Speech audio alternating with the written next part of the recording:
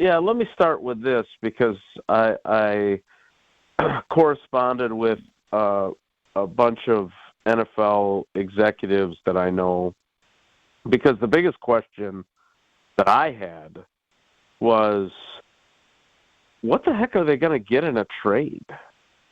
Like, what would the compensation be for a guy who is, they played 68 football games in the regular season the last 4 years. And Jaire Alexander has played in 34 of them and missed 34 of them. And a 50% availability is just not, you can't do that, right? I mean, I agree. And, hey, so in a trade, they would have to pay his current contract, right? No, he's off the books. Like, they'd have dead money from the unamortized portion of his signing bonus, but he's got no more guaranteed money on his contract. So they trade him, he gone. And all right, he's gone, but what does the team that gets him have to pay? Well, again, I would assume that they would want to adjust his contract as well. So I just finished my story for channel3000.com. And first, I want to get to the different opinions that I got from different NFL executives. One, I said, what would the return be for Alexander? And his response was not good. And I said, well, what do you think? A sixth rounder maybe? He said, not even that much. Okay. Then I asked another guy. All right, so we're talking seventh. Who I also trust, and I said, here's what this guy said. What do you think? He's like, I think they would get more. I would think he can still play. I said, okay, so all right, that helps. And then I asked, all right, another guy, what do you think the Packers can get? And he said, I would ask for a third and then settle for a fourth or a fifth. So it's kind of all over the map, and I think that underscores the uncertainty that his next team would be facing with him, which is, who am I going to get? Am I going to get the guy in 2020 and 2022 who played 15 games in 2020 out of 16 and 16 games out of 17 in 2022 and was a second-team All-Pro each year? Or am I going to get the guy from 21, 23, and 24 who missed 13 games in 21, who missed 10 games in 23, and who missed 10 more games in 24? I mean, I don't know, if you're looking at... No, that's why I agree with you, Jason. That's why that would limit what you would give. The only way you give more is if you're confident that you're going to get 20 and 22. Or you're desperate. Or you're desperate for corner help. But there's so much if there. I don't know, the doctors, you'd have to, who's your medical guy could tell you that, can anybody know how serious the injuries still are or not? Yeah, I mean, look, he had a scope for this PCL injury. PCLs are not traditionally, debilitating. He had the shoulder injury in 2021, which I would argue is, the type of injury that causes you to change the way you play. And I think he undeniably changed the way he plays in terms of tackling. You remember when he came into the league and you and your buddy T-Buck were talking about him, like, one of the many appealing things about him, in addition to being a good cover guy, was that he was a more than willing and capable tackler. Like, he was physical. For a little guy, which he is, he was super physical. And so, that I would think, the fact that he's not that way anymore, I would think would be a problem. Now, again, the money part that you mentioned, his base salary for 2025, as it currently stands, is $16.15 million. And then I think for 2026, it's $18.15 million. If the Packers trade him or release him, and it's before June 1st, he would count actually less money against the cap. Now, he wouldn't be on the team, But if they keep him, he will count $25.86 million against the cap this year. If they release him, the dead money that he'll count is 19.1.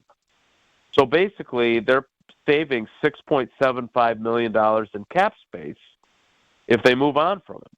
So they have a financial incentive if they don't think he's going to be 2022 or 2020 Jaire. And what evidence do we have, whether you're the Packers or you're a team discussing a trade, that he will be that guy? And I would respond if the Carolina Panthers called me tomorrow, because I got a buddy who works for their website, and says, "Hey, Jason, what do you think we should do? We need corner help.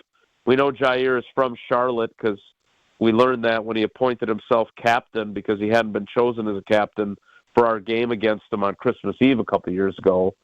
What do you think? What do you think we should be willing to offer him and offer the Packers in trade compensation and offer Jaire in contract adjustment, because they don't want him at $16.15 million as a base salary next year?" I would say I'd give up a fifth or a sixth, because I do think there's the upside of, if you're right, you're going to get a really good player. And then from a contract perspective, I'd take a big chunk of that $16 million base salary, make it a signing bonus, so you can spread it out over the length of your contract, knock his base salary down to about $2 million, and then if it blows up in your face and he has injury problems and you're one and done with him, then you can spread the cap hit over a couple of years, and he's only cost you about $7 million or $8 million on the cap each year, and you move on from him after a year. That's what I would say, but I'm not an NFL GM. I'm giving a fifth. I see it exactly as you do. I also think more than others, I think he's mad at the Packers, so that makes me think. I agree with that. But I think Goody would never say this. Right. But I think the Packers are mad at him too. Yes. Like, let's set aside 2023, when I don't think there's any question that, and based on conversation, Rob Domofsky tells a great story about talking to him and him saying that suspension that he got for appointing himself captain might have been, and I'm quoting from Rob, exactly what I needed. That's what Jaire told him. I had conversations with him about how much happier he was this year during the first month of the season was when I talked to him about it, as compared to the previous year. He hated playing for Joe Barry. He didn't think Joe Barry respected what he was capable of. You remember that very first game in Minnesota, he was irate that he didn't match up with Justin Jefferson. There was no rescuing that Joe Barry relationship. So he was unhappy with the defensive coordinator. I also think he was unhappy with the strength and conditioning staff during 2023. I think he really felt like he was, that they weren't helping him. Now, he may be wrong, but I'm saying that was his mentality. So, and remember, going into the 23 season, he had a $700,000 roster workout bonus, and he didn't show. Didn't come to any of the off-season program. He just threw away $700,000. That's how unhappy he was. So now you fast forward to 2024, and he comes to the off-season program to collect his $700,000.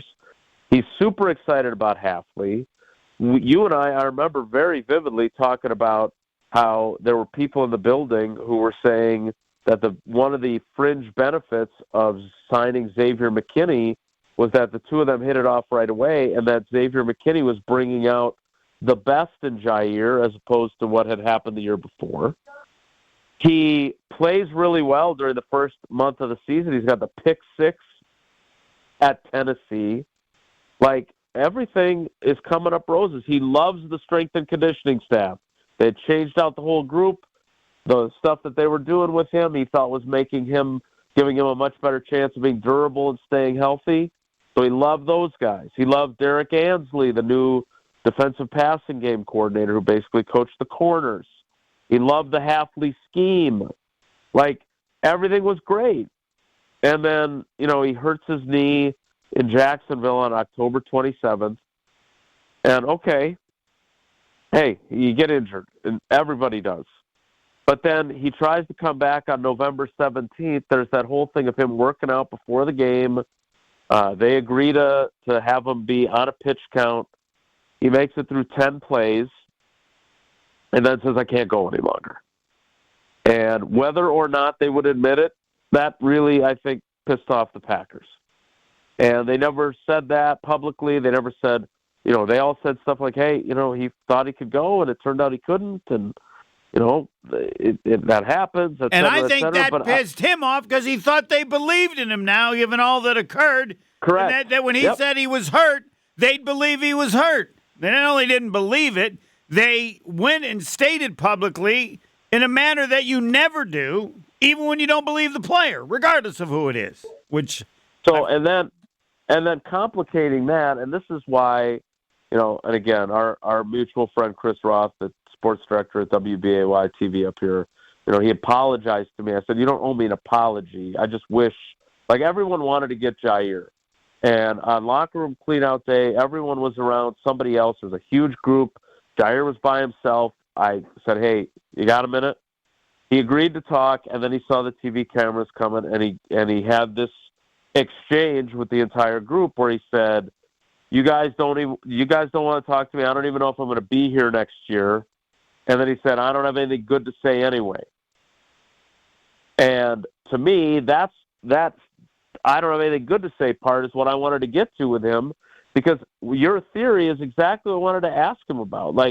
Did it bother you that it sure felt like there were people around here who believed you could have been playing through this injury? That was one of the questions I really wanted to get answered from him, and now, I never will. So I think there was the animosity answer on both sides.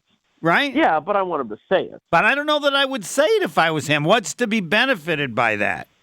Well, if he thinks he's gone anyway, then I think it benefits him to be able to get it out there and say, look, I tried to play and I couldn't do it. It's not that I'm soft. It's not that I don't care about my teammates. The pain in my knee was such that I didn't think I could play through it. But wouldn't you worry that the other teams would say he's always complaining about something with that captain? Maybe, the other thing, because I would argue that the perception of him among some is that he only plays when he's 100%. And, that could be true. It could be true. And remember, I spent a lot of time, you look at the guys that are, probably the 3 ex-NFL players on our air that I spend the most time with, because I don't talk to Brad Nortman as often. I don't talk to Gary Ellerson as often. But it's Bulaga, it's Chewy, and it's Tausch. And 2 of them are offensive linemen, and one of them's a tight end who kind of had. And they played when they were 10%. And those guys all played through injuries. Yes, they're all from an earlier era. They're not corners who, if you can't run, you're going to look foolish and you're going to give up big plays. So, those guys, I understand their mentality completely, but I do think that a player like Jaire might look at it and go, well, that's great that you guys could play. You've got to move about 10 yards of play tops. I don't. So, again, but these are all the conversations that I didn't get to have with him that I wish I could have. All right. Well, you did almost. I did ask a couple questions, but you did the whole time about Jaire. And more of a conversation. When you're on next, what is tomorrow? Tomorrow will be Thursday. He's on tomorrow. You and Bulaga. I hope you and Bulaga talk about Jaire. Well, you might have a role in that if you want to bring that up, but it is your show because you do this every day as opposed to Marquette games, which are not every day, as I learned this morning. Nice. Thanks.